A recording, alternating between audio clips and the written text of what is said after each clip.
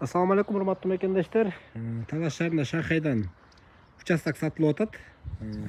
Мен турган көчө Тагайбаев көчөсү. Ленин көчөдөн кийинки эле илгерки Москвиченко көчөсү.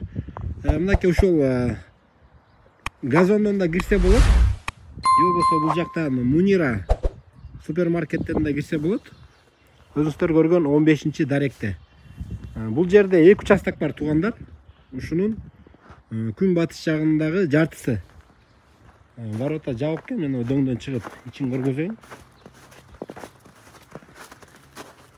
Мынакей туугандар.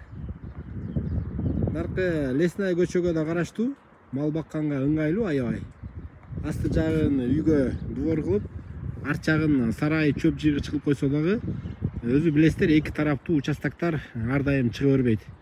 Бул участоктун өзгөчөлүгү ушуда.